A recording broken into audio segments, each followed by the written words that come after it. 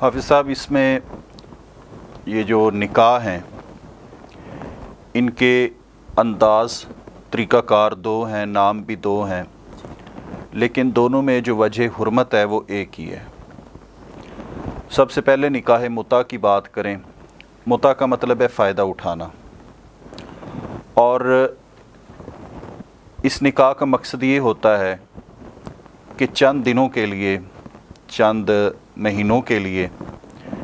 ایک شخص کسی عورت کے ساتھ نکاح کرتا ہے، اور اس میں حق المہر بھی ہوتا ہے، وہ بھی دیا جاتا ہے، حق المہر بھی،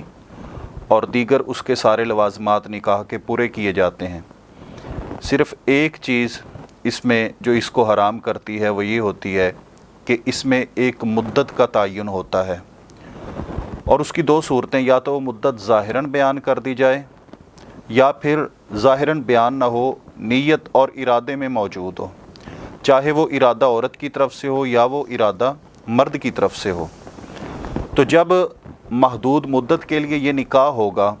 جسے نکاح متع کہا جاتا ہے تو اس وقت یہ حرام ہے۔ پہلے اسلام کے آغاز میں، شروعات میں اس نکاح کی اجازت تھی، پھر یہ حرام ہوا، پھر ایک موقع پر اس کی اجازت دی گئی، لیکن کلی طور پر رسول اللہ صلی اللہ علیہ وآلہ وسلم نے اس شیخ کو محترم حرام کس موقع پر ہوا اور اجازت کب دی گئی، اس کی تھوڑی سی وضاحت فرمائیں۔ غزوہ خیبر سے پہلے جی غزوہ خیبر کے موقع پر رسول پاک صلی اللہ علیہ وآلہ وسلم نے، حضرت صبرہ بن معبد الجہنی رضی اللہ تعالیٰ عنہ بیان کرتے ہیں، صحیح مسلم کی حدیث ہے کہ نبی علیہ الصلاۃ والسلام نے خطبہ، اپنے صحابہ کرام کو خطبہ دیا اور ارشاد فرمایا کہ تم میں سے اگر کسی شخص نے یہ نکاح کیا ہوا ہے تو وہ فوری طور پر ایسی عورتوں کا راستہ چھوڑ دے، اور آپ علیہ الصلاۃ والسلام نے اس موقع پر فرمایا کہ ان اللہ حرمہا الی یوم القیامہ، بے شک اللہ تبارک و تعالیٰ نے اس کو قیامت تک حرام کر دیا ہے۔ اس کا مطلب ہے کہ اس حدیث میں اب رسول پاک صلی اللہ علیہ وسلم اگر اتنا بھی فرما دیتے تو کافی تھا کہ اللہ نے اس کو حرام کر دیا، لیکن آپ علیہ الصلاۃ والسلام کی زبان سے جو بھی کلمات جاری ہوتے ہیں وہ اللہ کی وحی کے ساتھ جاری ہوتے ہیں، اور اللہ تعالیٰ کے علم میں تھا کہ شاید بعد میں کئی لوگ ایسے آئیں جو اس کو حلال کرنے کی کوشش کریں، تو رسول پاک صلی اللہ علیہ وسلم کی زبان سے کلمات ہی وہ جاری کروائے کہ ان اللہ حرمہا الی یوم القیامہ، اللہ تبارک و تعالیٰ نے اس کو قیامت تک کے لیے حرام کر دیا ہے۔ تو مختصر بات، اس میں آگے یعنی تفصیلات جو ہیں بے شمار ادھر سے ادھر سے، یعنی ایک گروہ ہے مسلمانوں یعنی وہ اپنے آپ کو اسلام کی طرف منسوب کرتے ہیں، مسلمان کہتے ہیں، اور پھر وہ اس نکاح کو حلال کہتے ہیں۔ تو ایک گروہ ہے، اور انہوں نے جس آیت کریمہ سے استدلال کیا ہے اس میں بھی لفظ فمستمتعتم ہے کہ جن عورتوں سے تم فائدہ اٹھاؤ ان کو ان کا حق المہر دو۔ وہاں فائدے کا مطلب نکاح ہے، فائدے کا مطلب اس مقام پر نکاح ہے، نکاح کے ذریعے تم فائدہ اٹھا رہے ہو، ان کا حق المہر دو۔ قرآن کریم نے خود دوسرے مقام پر ہی تمام نکاحوں کو حرام کر دیا ہے، سوائے اس نکاح کے جو آج کل شریعت اسلامیہ میں جاری ہے، یا لونڈی کے، جہاں پر اللہ تبارک و تعالیٰ نے فرمایا ہے کہ الا علی ازواجہم او ما ملکت ایمانہم فانہم غیر ملومین فمن ابتغی وراء ذلک فاولئک هم العادون، کہ وہ لوگ جو اپنی شرمگاہ کو صرف اپنی بیوی پر استعمال کرتے ہیں یا لونڈی کے لیے استعمال کرتے ہیں تو ان پہ کوئی ملامت نہیں، اور جس نے اس کے علاوہ کوئی راستہ اختیار کیا تو وہ لوگ حد سے تجاوز کرنے والے ہیں۔ تو وہ حد جو رسول اللہ صلی اللہ علیہ وسلم نے متعین فرمائی ہے، نکاح متع کرنے والا شخص اس حد سے تجاوز کر رہا ہے۔ جس چیز کو رسول اللہ صلی اللہ علیہ وسلم نے حرام قرار دیا ہے یہ اس کو حلال بنانے کی کوشش کر رہا ہے، اور اگر پہلی یعنی حرمت سے پہلے کے جو واقعات ہیں کوئی شخص ان سے استدلال کرتا ہے، اس کا یہ استدلال کرنا اس لیے غلط ہے کہ اسلام کے آغاز میں کچھ چیزیں ایسی تھیں جو کہ حلال تھیں، استصحاب حال کی بنا پر وہ حلال تھیں، لیکن بعد میں رسول اللہ صلی اللہ علیہ وسلم بالتدریج انہیں حرام فرماتے گئے ہیں۔ جیسے شراب پہلے حلال تھی، اسی طرح گدھے کا گوشت پہلے حلال تھا، کھایا جاتا تھا، لیکن بعد میں رسول اللہ صلی اللہ علیہ وسلم نے ان چیزوں کو حرام کر دیا۔ تو جیسے آج ان چیزوں کو حلال کہنے کی، شراب اور گدھے کے گوشت کو اجازت نہیں ہے، اسی طرح نکاح متع کو بھی حلال کہنے کی اجازت نہیں ہماری شریعت اسلامیہ میں۔ اس کے بعد جو دوسرا نکاح ہے، نکاح حلالہ، وہ بھی در حقیقت قرآن کریم کی ایک آیت ہے جس کا معنی مفہوم غلط طریقے سے پیش کیا گیا ہے۔ ایک ایسی عورت جس کو اس کا شوہر 3 طلاق دے دیتا ہے، اور 3 طلاق کا مطلب یہ نہیں ہے کہ ایک ہی موقع پر تینوں طلاقیں دے اور وہ عورت اس کے لیے حرام ہو گئی، نہیں، یہ تو ہمارے پاس الحمدللہ دلائل موجود ہیں اس بات کے، اور باقاعدہ طور پر تحریری جو ہے نا مواد موجود ہے کہ جس میں ایک مجلس اور ایک موقع پر 3 بار طلاق کا لفظ بولنے والا یہ ایک طلاق ہوتی ہے، 3 نہیں ہوتی۔ تو 3 طلاقیں اگر کسی عورت کو اس انداز سے ہو چکی، اس طریقے سے ہو چکی، مختلف مواقع پر، جیسا کہ رسول اللہ صلی اللہ علیہ وآلہ وسلم نے جو انداز بتلایا ہے، اور میں وضاحت کرتا چلوں اس کی بھی شاید یعنی لوگوں کو تشنگی نہ رہ جائے اس مسئلے میں، سیدنا عبداللہ بن عمر رضی اللہ تعالیٰ عنہما کی سنن نسائی کے اندر حدیث مبارکہ موجود ہے کہ رسول اللہ صلی اللہ علیہ وسلم کے زمانہ میں طلاق کا یہ طریقہ کار ہوتا تھا کہ عورت کو 1 طلاق دی جاتی، اس کے بعد پاکیزگی کے ایام میں اس کو دی جاتی، پھر اس کو حیض آتا تو اس کے بعد جب وہ حیض سے پاک ہوتی دوسری طلاق ہوتی، 2 طلاق ہو گئیں۔ اس کے بعد جب اس کو تیسری ماہواری ہوتی تو یا اس کو روک لیا جاتا یا چھوڑ دیا جاتا۔ اب اس موقع پر تیسری طلاق کہنے کی ضرورت ہی نہیں ہے، وہ عورت خود بخود آزاد آگے نکاح کر سکتی ہے، لیکن اگر اس نے تیسری کہہ دی فَإِن طَلَّقَهَا فَلَا تَحِلُّ لَهُ مِن بَعْدُ حَتَّى تَنكِحَ زَوْجًا غَيْرَهُ، تو قرآن کہتا ہے کہ اب یہ عورت اس شخص کے لیے حلال نہیں یہاں تک کہ یہ آگے نکاح کرے، کسی دوسرے سے نکاح کرے۔ نکاح اگر کر لیتی ہے تو پھر یہ پہلے کے لیے حلال ہو جائے گی۔ اب اس آیت کریمہ سے بعض حضرات نے یہ دلیل پکڑی ہے کہ عورت اس نظریے سے، اس ارادے سے آگے نکاح کر لے کہ میں پچھلے شوہر کے لیے حلال ہو جاؤں،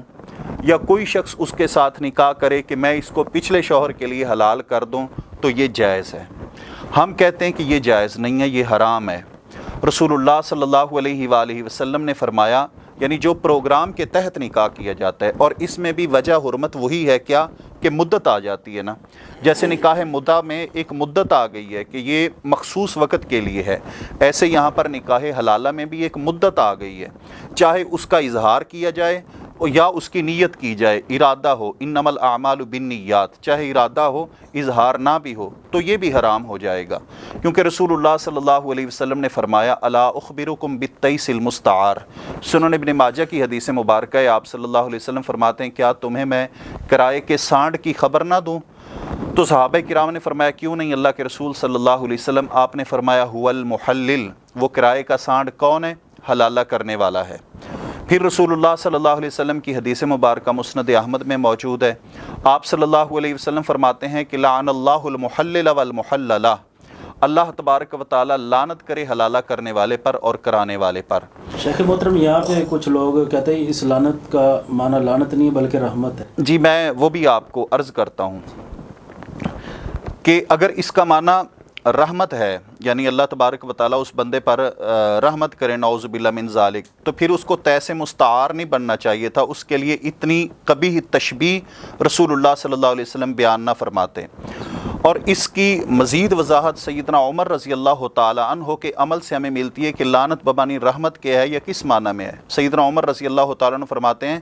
کہ اگر میرے پاس حلالہ کرنے والا اور حلالہ کرانے والا وہ لائے گئے تو میں ان کو رجم کر دوں گا، میں ان کو رجم کر دوں گا۔ تو اگر یہ رحمت کے مستحق تھے تو انہیں تو حضرت عمر کو چاہیے تھا کہ ورلڈ کپ دیتے، انعام دیتے، چہ جائے کہ وہ انہیں رجم کرتے، قتل کرتے۔ تو ان کا رجم ہونا حضرت عمر رضی اللہ تعالیٰ عنہ کا یہ فرمانا اس بات کی دلیل ہے کہ یہ ملعونی ہیں، یہ کبھی عمل کرنے والے ہیں۔ اور لعنت بمعنی رحمت کے یاد رکھیں، ہمارا اہل سنت کا یہ قاعدہ ہے کہ ایک لفظ جو ہے اس کو آپ اس کے حقیقی معنی پر رکھیں گے، حقیقی معنی پر جو اس کا حقیقی معنی ہے۔ لعنت کا حقیقی معنی رحمت سے دوری ہے، اسی معنی میں ہوگا۔ اگر اس کو بمعنی رحمت کے کرنا ہے آپ نے تو اس کے لیے دلیل چاہیے۔ لا یصار الی المجاز الا عند تعذر الحقیقہ، جب حقیقی معنی ممکن نہ ہو، جب کوئی قرینہ موجود ہو تو پھر آپ اس کا مجازی معنی لیں گے، تو یہاں پر قرینہ دلیل کوئی موجود نہیں، لہذا آپ یہ معنی مراد نہیں لے سکتے۔ تو اس بنا پر ہم یہ کہتے ہیں کہ یہ نکاح حرام ہے۔ ہاں اگر وہ عورت، اس کو طلاق ہو چکی ہے، آگے اس کا نکاح ہو جاتا ہے گھر بسانے کے لیے، اگلا شخص اس کو ویسی طلاق دے دیتا ہے یا فوت ہو جاتا ہے تو تب اجازت ہے، پچھلا شخص جو ہے وہ نکاح کر سکتا ہے۔ اس آیت کریمہ میں یہ تعبیر بیان کی گئی ہے، یہ مقصد بیان ہوا ہے کہ فَإِن طَلَّقَهَا فَلَا تَحِلُّ لَهُ مِن بَعْدُ حَتَّى تَنكِحَ زَوْجًا غَيْرَهُ، جو پروگرام کے تحت کیا جاتا ہے اس پہ رسول اللہ صلی اللہ علیہ وسلم نے لعنت فرمائی ہے۔ اور یہاں پر میں آپ کی بات پہ ایک بات کرنا چاہتا ہوں کہ حلالہ کرنے اور کرانے والے پر لعنت، اور لعنت بمعنی رحمت کے، تو پھر رسول اللہ صلی اللہ علیہ وسلم نے رشوت کھانے والے پر اور کھلانے والے پر لعنت فرمائی ہے۔ لعن رسول اللہ صلی اللہ علیہ وسلم الراشی والمرتشی، ان پر لعنت فرمائی ہے۔ تو یہ بھی آپ مانا، یہ یعنی فتویٰ دے دیں جتنے بھی آفیسر اور محکمہ پولیس میں لوگ بیٹھے ہیں کہ آپ پہ بھی رحمت ہو رہی ہے۔ اسی طرح لعن رسول اللہ صلی اللہ علیہ وسلم آکل الربا وموکلہ وشاہدیہ وکاتبہ، نظام ہی خراب ہو یہ پورا نظام آپ تو ہر حرام کو حلال کر کے دے دیں گے اگر آپ نے یہ مانا کرنا ہے۔ یہ بھی تو آندن ہے نا، وہ لعنت وڈی ہے کہ زنانی وڈی ہے، زنانی بچتے جائے گی لعنت ہو جائے گی۔ ہاں جی، وہ تھانوی صاحب نے اپنی بہشتی زیور میں لکھا ہے کہ اگرچہ دونوں لعنتی ہو جائیں گے لیکن بیوی حلال ہو جائے گی۔ لیکن وہ صاحب کی بات کے ساتھ جو ہے نا تھوڑا سا محفل جو ہے نا اس کو تھوڑا سا گرمانے کے لیے شیخ اگر کر دوں بات، جی جی، کہ وہ خیبر کے موقع پہ نبی علیہ السلام نے گدھے کے گوشت سے قیامت تک کے لیے حرام قرار دیا اور متے کو بھی قیامت تک کے لیے حرام قرار دیا۔ اگر کوئی بندہ متا کرتا ہی ہے تو اس کو ولیمہ گدھے کا کرنا چاہیے، کیونکہ دونوں اکٹھے ایک جگہ پہ حرام ہوئی ہے نا۔ جی، متا کرے لیکن ولیمہ گدھے کا کرے تاکہ دونوں حلال ہو جائیں اکٹھے۔ اور گدھے کے ساتھ شراب بھی۔ وہ شراب تو بعد میں ہے نا مسئلہ۔ جی، شیخ محترم امام ابو حنیفہ رحمہ اللہ فرماتے ہیں کہ اگر کوئی اجرت دے کے زنا کرے تو اس پہ زنا کی حد نہیں لگے گی۔